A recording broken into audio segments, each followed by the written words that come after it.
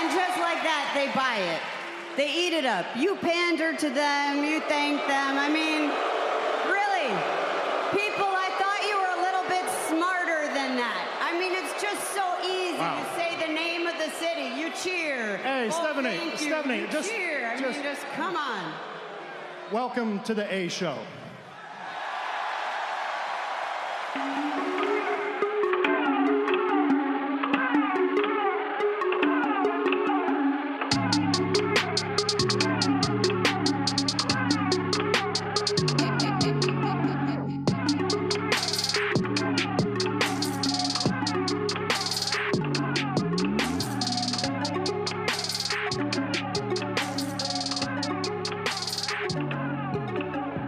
Welcome everybody to a bonus episode, maybe an emergency episode, maybe it's a life-altering episode of the A Show. My name is Meelz. I am here with OG Johnny 5, Justin Davis. We are the kings of professional wrestling podcasting.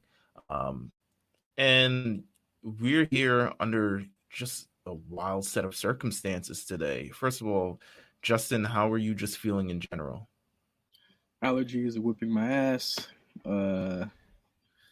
Along with just life in general, whipping my ass. It'll do that. It'll do that sometimes, but yeah, pretty much hanging in there. It's mostly the allergies though, not so much life. Listen, yeah. No, allergies are terrible. It's amazing that in 24 hours how much things can actually change, right? Like we're talking about it week before, we're talking about WWE sort of becoming essential or being noted as essential in the state of Florida by Governor Ron DeSantis or whatever the hell his name is, being named essential.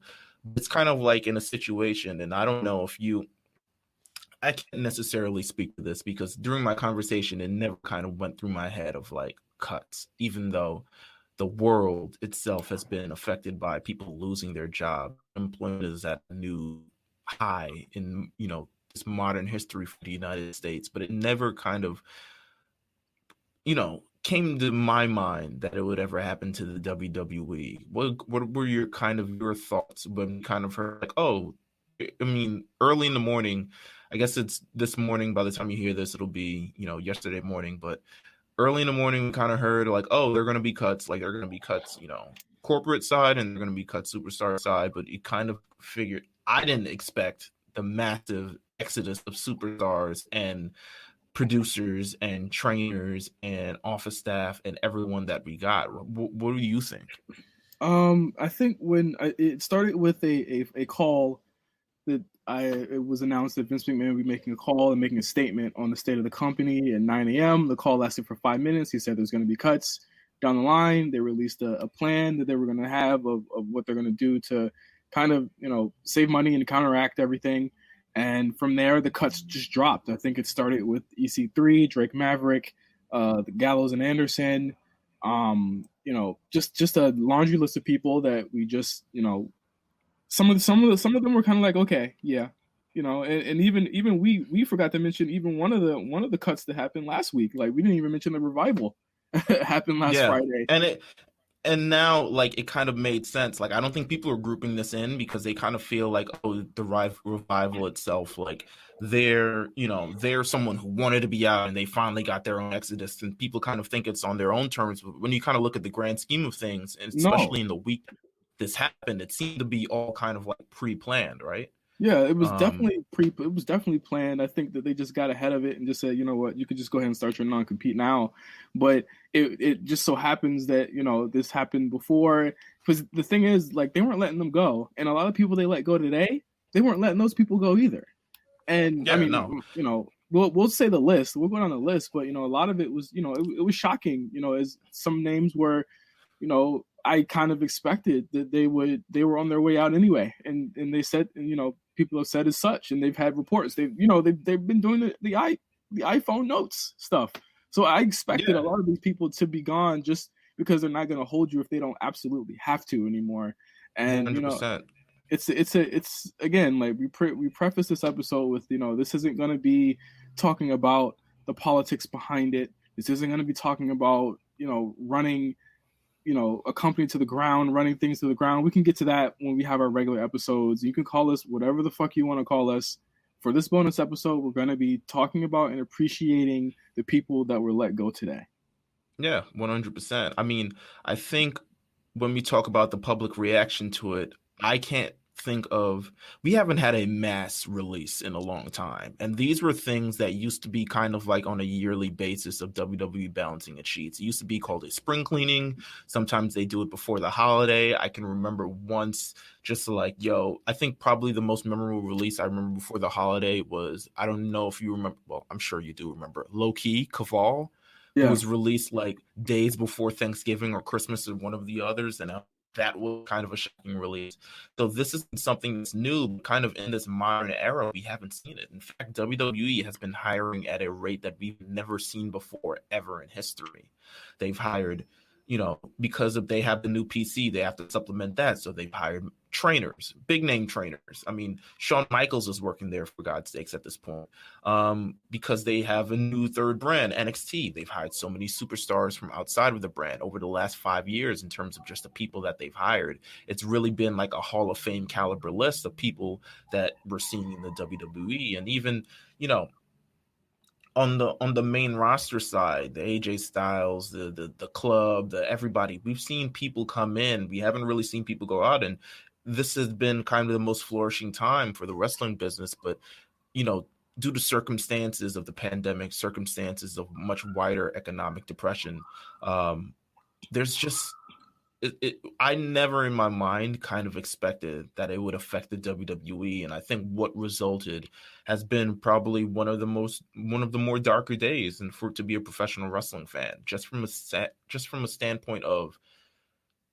you see these larger than life superstars and these larger than life wrestlers, and you see them on the screen, and we all treat them as characters and such. We tweet about them, we reenact them, we come up with funny situations that they're in. But then now this is like the shocking, heart harrowing realization that these are people too, and these are people out of jobs, and these are people kind of just like, in Everyone. A situation that you're right. We know plenty of people. We have so many of our friends, so many of our peers. I can't name how many of my peers have lost their jobs due to this, due to the COVID, due to the coronavirus outbreak.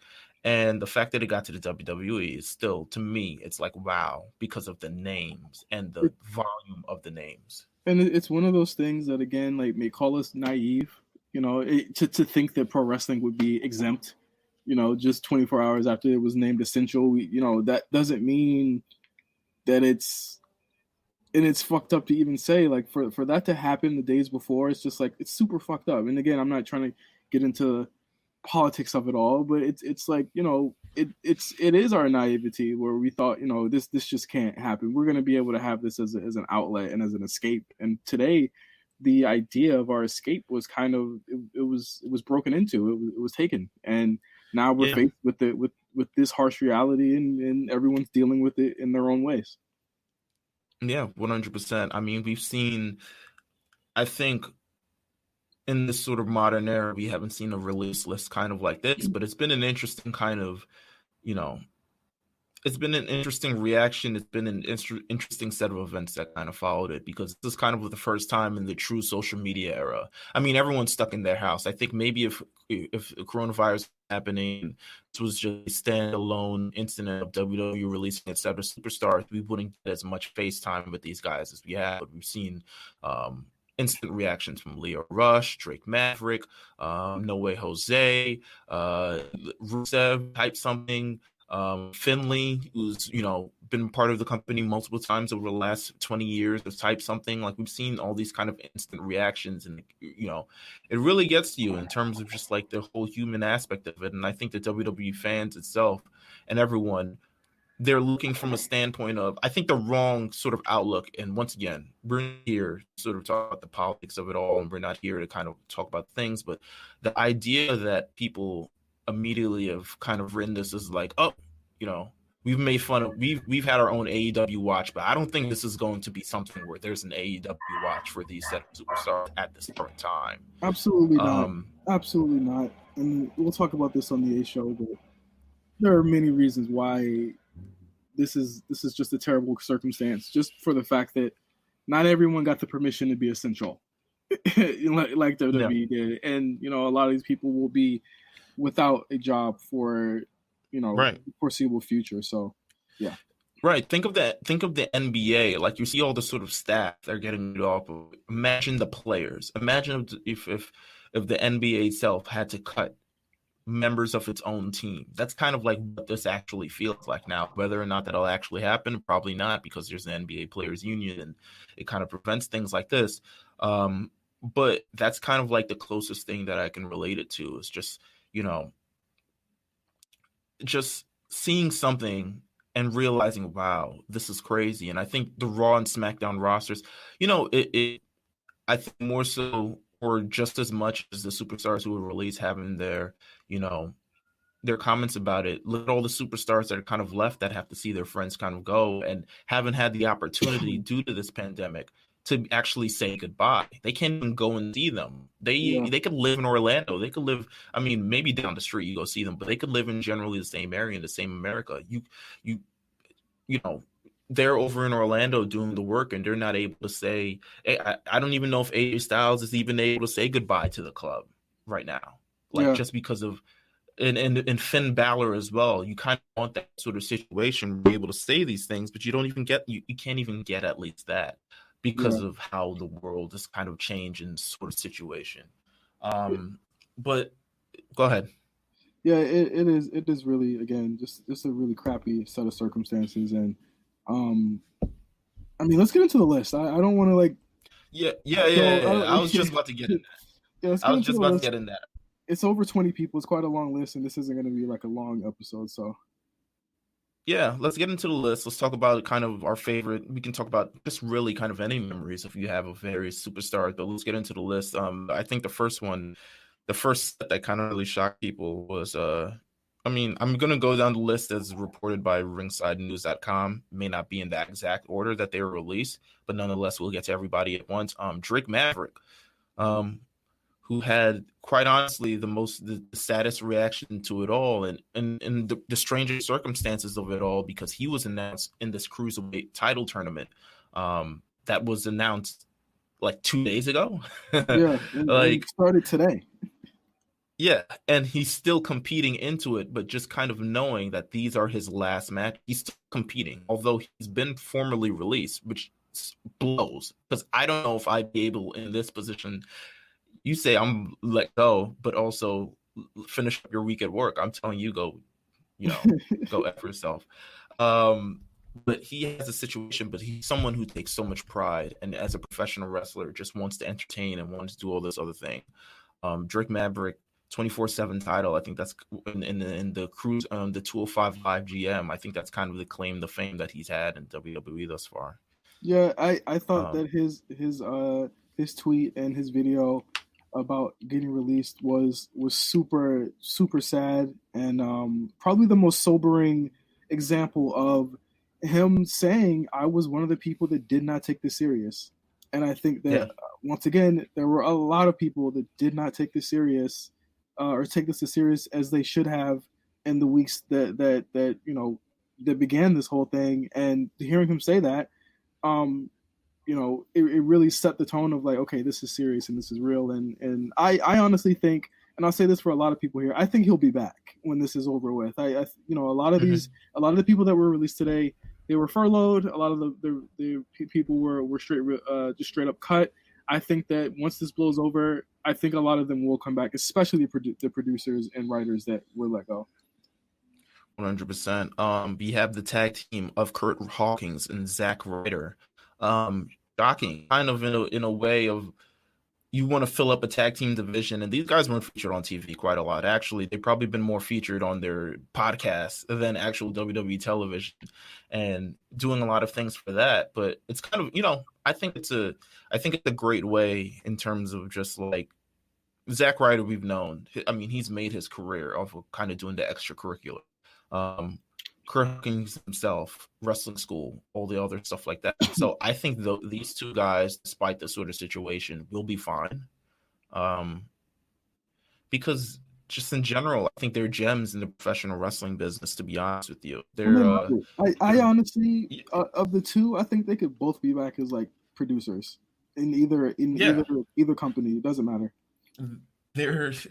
I watched them. They actually had a watch along. They posted it on the WWE channel like maybe 3 days ago. This is why it's so crazy.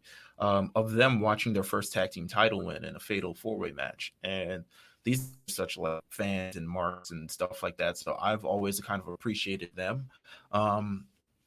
So sad to see them go, but I know that they'll be kind of fine and they'll continue their podcast, and life kind of goes on. The next one, Heath Slater. Yeah. One of the early ones. He's been in over the WWE for over a decade. Over 15 years. Starting in FCW, even before that, I might be Deep South, might be that era. And has just been in a myriad of positions, but always kind of been seeming to stand around. And kind of his last couple moments, well, his last moment was kind of congratulating Drew on winning the WWE title on the bump, which I thought was a very, amazing and admirable thing to do, because of how he's like, yo, I know your mother is kind of watching you and she's very, very proud of you, and all the respect that he has. But he's had an amazing career full of tag teams, various groups, just kind of being a charismatic machine despite whatever placement that he is on the card. He's just been a great hand overall. Like, and people have made the joke, he's the third person. The other two members of 3MB, let's talk about 5 years ago. They were kind of let go from the company, kind of had to reinvent themselves, came back, world champion. Perhaps Heath? I don't know, but anything can happen. I mean, you never know. Lose the weight, get jacked, come back, get the strap for its Whoa, I don't know openly. I don't know. All right. I don't know. I was about to say, first openly. I don't even know if I can say first openly ginger champion, but you never. You never know. The next set of ones, kind of surprising to me. Luke Gallows, Carl Anderson, The Club. Well, maybe Gallows and Anderson. Last appearance, WrestleMania. They were buried, bro. If that's not a way to go, I mean, that's a way to go. But these two have, I mean, I think their stock was at their peak when they're in Japan, coming over to the WWE, and they've kind of been like floating as the guys next to AJ. But they're really amazing guys. Let's be clear, man. They overachieved a lot, and I think they got the bag. Like, they got the bag. Like, they came up. They were making a lot of money in the WWE, and I have to say, like, for where they came from, I would say that, like, Carl got to spend time with his family and his kids. Gallows got another shot, and I think that he was able to stick around longer in a bigger role for a while with AJ. They were up and down for a while, but I have to say that they took advantage of all the time they got. Yeah, no doubt. The second batch. I'm going by tag teams really, really quickly so we can blow through this list. But Mike and Maria Kanellis. We all knew Mike wanted out. He said as such about 2 or 3 months ago. And they granted it to him under these terrible circumstances. But they did get their release, and hopefully he can figure out what he wants to do next. Yeah, and same with Maria as well. I mean, they both just had another kid, so it's kind of an unfortunate situation, especially in this time. But I think Maria dropped something also on Twitter, a video of just like, they will persevere. She's grateful for the opportunity to have a second run in the WWE. First of all, first ever pregnant champion ever on the roster. You can always put that by her name. And I think as much as, they've gone through their ups and downs, I can see Maria back. I can see Mike back if he's in a different kind of space, different kind of energy. I can see them back. But who knows? I think at this point, the world is kind of theirs, and they're going to kind of explore how it can go for them. They got the bag too. Let's be clear, because they just resigned.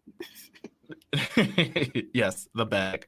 Another set of tag teams, people that we haven't seen in a while, the Colognes, who have seemingly lived through the nuclear holocaust kind of releases over the last 15 years. I mean, their prime was long time ago, and I would say not their wrestling prime, even though I've always been a primo mark, is something that I'll hold very dear to my heart that no one understands, I except don't maybe, I either. don't know, maybe.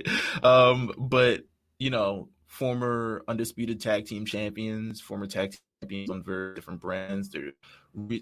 What were they? The Matadors? Were they? Yeah, What was the name?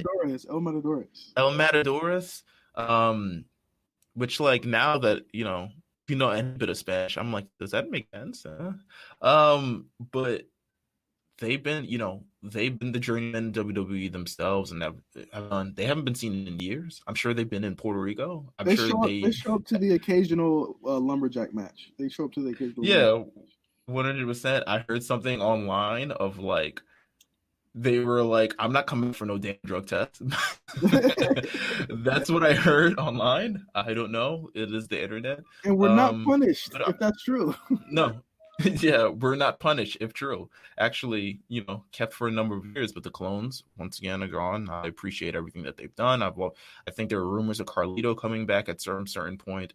But we'll see what the future kind of holds for them. Next, we're gonna go through Eric Rowan, which is surprising. Yet, it kind of seems is it ill-fated. It's surprising. It's a little bit ill-fated for me. And I'll say it's ill-fated because it seemed like they were going with him for a while. They legitimately revealed his entire gimmick, and then it was over. And that's why I'd say it's ill-fated. Don't forget, they revealed the gimmick, and then Drew destroyed him out of the territory. Yeah, pretty much. The ill-fated, and he's not going to be the only person on this list who kind of received that sort of thing, but I'd say it's ill-fated. It looked like they were going with him. I don't think anyone truly, if you ask me, I mean, who would be released between him and Luke Harper, I think everyone 9 out of 10 would have said him, but he managed to stick around. He managed to do his thing. Had a great run with Daniel Bryan last year. Had a great run on Raw earlier this year. He won a lot of set of matches. But we'll see where he can go as he's now officially out of the WWE. Someone who hasn't also been seen for a long time, EC3. Have you known what's going on with EC3 in quite some months? You just haven't seen him. There's been a lot of talk about it just didn't click for him in the end. I think they just saw a lot of things where it's just like, yo, it just didn't work at NXT, and it definitely didn't work on Raw. I thought he was gonna have a moment when he went against Dean, and it just never capitalized for him. Materialized, yeah. Like, and I don't remember being especially enthused with his second act, but maybe he can do it better, somewhere else. I hope. I've met the guy before. He's a super nice guy, and I think that he, I think what happens is people who are like, they become such big fans that they kind of don't see that like this environment doesn't work for everyone that you want it to. Yeah, and that sucks. I think his character was created with an impact and has a lot of context within that environment, and he kind of carried the name itself over to WWE, and he was able to. I mean, he wasn't EC3 during his first run, and the second run he kind of built his own name. So I can say that he at least did that. But yeah, it seemed like just generally it didn't work out in the current ecosystem of the WWE. It kind of seemed like he was a little bit left behind. Another kind of release on this list, Aiden English. Moving on. We wish Aiden English the best in his endeavors. I mean, he's had quite a run in NXT tag team champions with Simon Gotch. I wonder if they will reunite on the independent scene, even though I don't think Simon Gotch. I don't think they like each other. Yeah, I don't think he had very nice words to say about him, nor do I expect the words kind of back after hearing that. He had a run on the roster as part of Rusev Day, which we'll get to in quite a bit. And then they decided, we actually don't want you wrestling. We want you going 205 Live, which I think was a terrible decision. Carlos says he sounds like Kermit the Frog. I agree. And then it's kind of over. I wish him the best in kind of everything that he's doing. I don't think his wrestling career is over, nor do I want it to be over. So I thought he was a good commentator. I don't really like his voice, but especially considering who you replaced. But it's a we'll see what's best for him. I'm sure he's still in the business. I'm sure he's still going to do things. We'll see kind of where it goes. The opportunity is here for him. Eric Young, once again, someone who was signed Impact Wrestling, came over. It just sucks that Sanity did not work out the way that because it should have, right? It just seemed like that's such a WWE gimmick that they hated. They hated them in NXT. And I was like, you know what? They need to move them up because this is an act that works there, and it just never popped off. Like, blessings to Nikki Cross for making it work and using that gimmick. Yeah. But like Eric Young to me was the glue for that group, and he really helped Alexander Wolf and Dane and Nikki all get over in their own way. And I thought it was a cool, interesting gimmick. I mean, these were teammates that hurt each other. Essentially, they were slapping each 100%. Other and throwing each other and stuff like that. Like, I thought it was a really good novel concept, and again, it fell by the wayside, and it just, again, it doesn't always work, and it really sucks when it doesn't. I think when they were called up without Nikki, I think Nikki adds kind of an X factor to the group. It was kind of like, I don't want to say curtains. Maybe they didn't want a 4-person group. Maybe they felt like Nikki still had more to accomplish down in NXT. But when they kind of split up that sort of thing, the magic of it was kind of lost because of how eccentric Nikki Cross is. And maybe that's credit to how great of a performer that she is. Yeah. But yeah, the fact that they kind of just like, I mean, their last appearance as a group was getting flambéed by the Miz. Remember when the Miz beat up 12 people at once? Yes. God, what a man. Okay, enough about the Miz. No Way Jose is next. Here's the thing about No Way Jose. I thought about No Way Jose legitimately the other day. And I said, even before he showed up on Raw 2 nights ago, I said, this is a guy who probably should begin, if he can, getting out of that gimmick. Because that gimmick was ran through as much as you can run through it. And it didn't even seem he wasn't even a wrestler as opposed to just an NPC or a character. And I thought that the sooner that he begins to get away from this gimmick, and you can do it in a sort of natural way, it's going to take some time and, all the other stuff. But as soon as he begins to get away from that gimmick and kind of explore a different dimension of itself, probably the better. But it was too late. He was on Raw Monday. Yeah, he was on Raw on Monday. He got beat up by the almighty Bobby Lashley, and that was it. Yeah.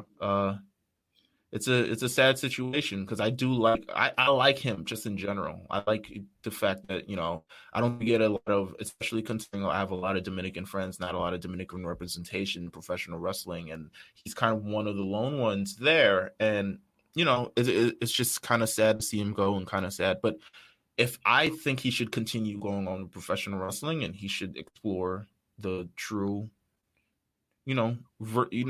just explore the universe and see where it kind of. Another one. Who do I have here? Okay, Leo Rush. Yeah, I had heard that he had already asked to be released, and I think he's in that boat of the people that were trying to get out of their contract anyway. Yeah. I do know, and I mean, you can go listen to his episode on Kaz's new podcast, Chatting with Kaz. Say Less. Yeah, Say Less. I thought it was Chatting with Kaz. I'm bugging. Chatting with Nelson, which is returning to Radio Network next week. I'm thinking, shout out to Nelson. I had Nelson on my mind. It just seems as though Leo was ready to not only just transition out of the WWE, but just transition out of that wrestling thing for the time being. Like, it seems like he really wants to do music, and I mean, he was like the first person to say, "Hey, I'm going to be fine," and then he immediately was just like, "Hey, what's your favorite picture of me?" And I was like, "Oh, this nigga's going to be fine." Yeah, this nigga's all right. He's got the youthful spirit. He's got. I think this is I think he'll be championing him. Yeah, I think he'll be back too. I think he'll be back in wrestling eventually. If he chooses to go the route, I think he may do both. Who knows? He could be the first kind of crossover music act / wrestler that we've seen that's actually gained some sort of popularity. Who knows? Yeah. But they gave him a lot. I will say they gave him a lot. I feel as though they did. And Go ahead. No, no, no. And I was saying that we were championing him when we felt like they didn't give him much. Like when Yeah. we felt like he should have been wrestling on Raw, and he eventually got that match against Finn Balor. Like we were kind of championing that. Like, listen, yes, Leo's great on the stick, but at the same time, like, yo, give him a chance. And you can see kind of where it goes. And I think that's where a lot of his frustrations came from, because he felt like, yo, he wasn't being given a chance. And eventually he gets this kind of this brief exodus from the WWE. At some point he's talking to all these websites, he's doing legitimately his own thing. He pops back up on NXT, becomes cruiserweight champion, loses it. It's kind of like all that she wrote from here on out. Yeah, I think he'll be fine. I mean, I think even he thinks he'll be fine. So we'll see how that goes from there. He was on Instagram Live within an hour of all this happening. And yeah. He's already he's got the right frame of mind about what he's going to do next. Mm-hmm. Another person that we just seen recently, Sarah Logan. Yeah, this what one's a way to go surprising. out. It one surprised me too. This one is really surprising. I Her think husband still works at the WWE. Yeah, which is heartbreaking. I also think this was another one that was just really budgetary more than anything. I think that she was attempting to, or they were attempting to get her really heated up in the women's division. I think the Riot Squad breakup angle was really hot between her, Liv, and Ruby Riot, and she did her time on Main Event. She did her time, and she seemed to be focused on getting better. And I couldn't really, other than me like really not being like too enthused about, like I had no idea what her character was. I do think that she was dedicated to getting better, and I hope that she continues to do better. I agree, and I think that once again, I think that we see her in terms of it's a flourishing women's division, but I do think that if she continues in the right direction with the momentum that she has, we will get her back, because she, to my opinion, had been making strides. And from the first time that I saw her to kind of the last that we've seen her, it's unfortunate that she didn't get to show much because she went against Shayna. I mean, if it was up to Mike Rome, she'd be in Money in the Bank, and we would have been screwed in this sort of situation. But yeah, I mean, I think we'll see her again. In terms of the actual solo list, in terms of the main roster list, last but not least, Rusev. Oof. Yeah. I mean, again, don't crucify me for this. It was expected. He was under, I guess, all the reports were like contract negotiations, kind of figure out, does he want to stay? Does he want to leave? Does he feel like WWE is right for him? Does he not? Does he feel like he can go somewhere else and become better and do better? And I think he is thoroughly someone in WWE who I believe can leave and come back better, period. Yeah. If that's what I honestly think Rusev would be a fire ass actor. You're right. I really do. He's got a massive range of emotions. Yeah, put him in Fast 10. Put him in an action movie. As a goon. I mean, that's where Batista started. Like that's where they all start as goons, and then they can't all be Rock. But like at the end of the day, like I think Rusev to me feels like he's bigger than wrestling, even to me. Like I feel like we're almost selfish just wanting him to stay in wrestling, because I think that I think he's shown in the last 9 months that he has a wide, like you said, a wide range of emotions that he can show, and he was able to get over for that short amount of time in that crazy storyline that we all hated. But I think like put him in a movie. He's got a look. He's got a really cool look. Like put him in a movie. He'd be a really cool villain. You know what? I never thought of that. Yes. Yeah, I agree. Rusev in the movies. Also interesting that Lana wasn't let go. Yeah, Lana wasn't let go. Whether we don't know if this is something that will follow, considering all things, Lana is in the movies now, co-starring alongside Bruce Willis in some upcoming movie. So maybe she's got the bug as well. But who knows? I mean, we'll see how that kind of shakes out. Lana's still there. Rusev isn't there. It's something that we never thought we'd actually be, considering their history in the WWE over the last 6 years. But Rusev, to me, one of my favorite superstars. Hate to see him go. I don't know how I'm going to end shows now. Stay tuned to the next episode of the A Show to the very end, because I'm gonna have to work on a new outro. This is the saddest Rusev Day of all time. Yes. NXT releases. I'm gonna kind of group them together, but I don't want them to think that they aren't important at all. But we got Deonna Purrazzo, Alexander Yasik, MJ Jenkins, and unfortunately, Justia Williams, it seems like. Yes. It's Really sad. Kind of stuck on whether what are the other releases more on the NXT side, because I wouldn't imagine that they pay those people as much as main roster talent, but they let Deonna and MJ Jenkins go. So that again, like I'm not understanding a lot of. Maybe I'm trying to make sense of this in terms of what they're saying it was, but these are the they also, I believe, did you say that they let Josiah go? They let Josiah go. I said that. Yeah, like a lot of this just seemed to be like what characters or talent do we specifically need more than anything right now. But I would be interested to figure out or find out if there were going to be more releases tomorrow, because it seems to me NXT was kind of left, other than the coaches, were kind of left intact here.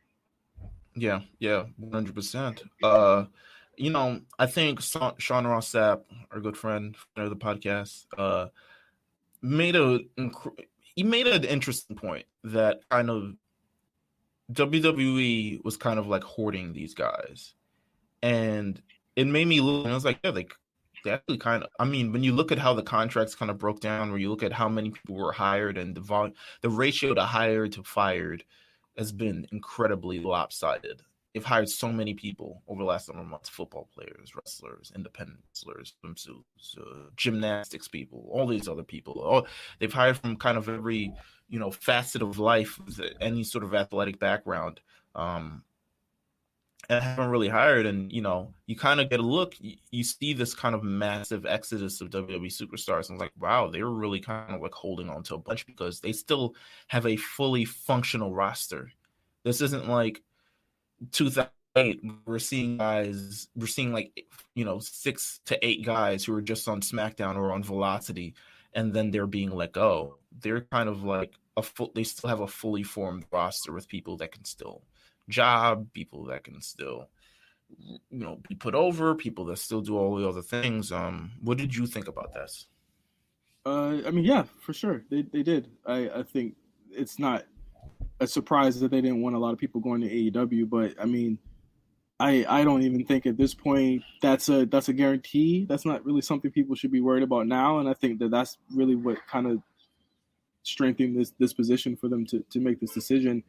Again, in the days leading up to this or after this, we'll see where this shakes out. But as it stands, as far as main roster, SmackDown, NXT, it seems that no pun intended, the most essential people are going to stay there and be there for the time being, and I don't think they're gonna make any more moves to the contrary.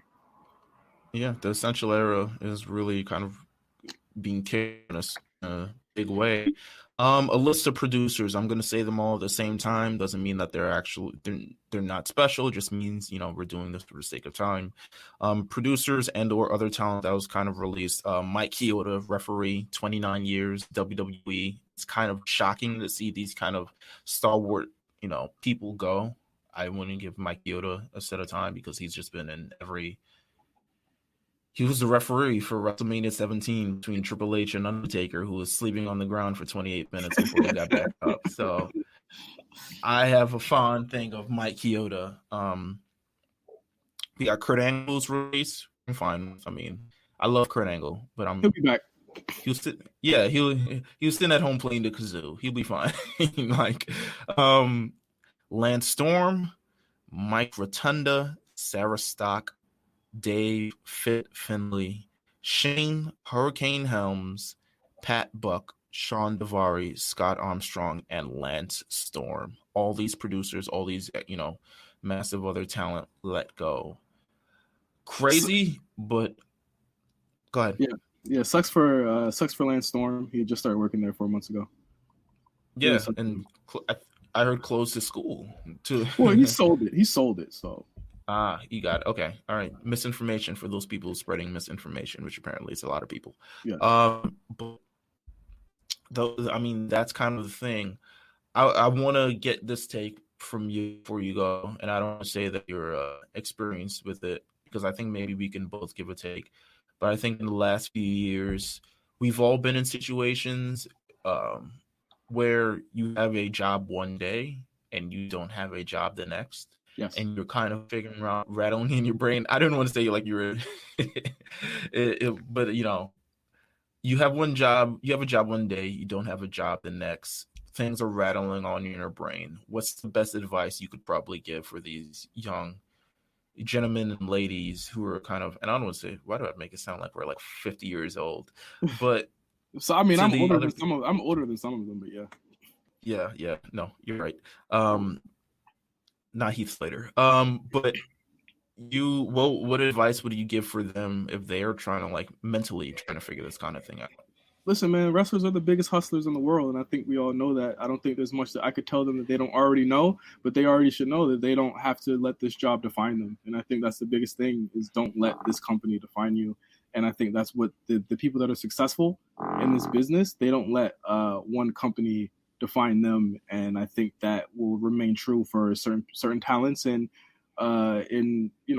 this could blow over in a month or two, and they could be back. Who knows? But I think that right now it's best for everybody to find their state of peace and try and work through this day by day, one day at a time. I know a lot of fans are distressed. I know a lot of people are upset, but I think that when you look at it in the bigger scheme of things, we're all in this together right now, and it's super tragic, but we're all facing it. And I think today, more than even the NBA shutting down, because the thing is, this outlasted the NBA shutting down. This thing happening right now happened a month after. So bigger than that, it's real now. So what are you going to do to move forward and stop this thing so that we can get the sport that we love back at full capacity? And that's what we have to remember. 100%. I think I heard close this. I heard R-Truth. I saw a clip of him a few minutes before we started this thing. In terms of, he was actually doing a live. He was doing an interview on Instagram Live, and it was sad for him going through this entire thing because I know he has a lot of friends. He talked about it in his experience. He's like, I was someone who was let go, and kind of said the same thing as you of like, don't let this job define you. At the end of the day, you've got to understand that beyond this job, life will continue to go on. And I think that's kind of the first kind of hurdle you kind of have to accept, that life goes on after WWE and you are forced to go on, and you have people to support. You have your own career to support. If you want to be amazing, life continues to go on. So, and I think this could be advice for even if any of our listeners who've been in just an unfortunate situation, whether it's been let go or furloughed or anything of the rather, but life goes on. It's important to continue thinking of, take a breather. I would say at least take a breather for this instant and kind of just figure out your place, because it's hard to figure that out as you're continuing to running, but at least use this kind of opportunity to figure out what you want to do, where you want to go, how you want to do this, kind of begin to sort of reestablish yourself following afterwards. This was a dark day for professional wrestling, in my opinion. It wasn't as dark. It's not as dark where it's as grim as the Chris Benoit day. It's not as dark where it's as grim as the Eddie Guerrero day. But at the same time, we've watched our personal heroes and people that we've championed for, at least both of us, for over 2 years on this podcast kind of fall to the wayside just like us. And it kind of made it seem real, and it made it seem very, very human. So I implore everybody in this time, I think we both do, stay safe, stay inside, do the best that you can in the situation that you're currently given. We can only do the best that we can in this situation. It will, pass through. And once again, we will be back. It may not be the same, but we will be back at full speed, at full capacity, and we'll hopefully be able to enjoy the things that we enjoy once again. That's all I can say. This has been a bonus episode. I think we went longer than we originally intended, but this has just been a bonus episode of the A Show. Thank you guys for listening. Continue to follow, continue to support. send out words of support to the wrestlers that you appreciate, because I'm sure that they could use it, and sure they could use that, in these trying times. And this may be the last time I'm saying this, at least for now, until we see him in a feature-length movie, and I'm able to say this on late fees. But happy Rusev Day.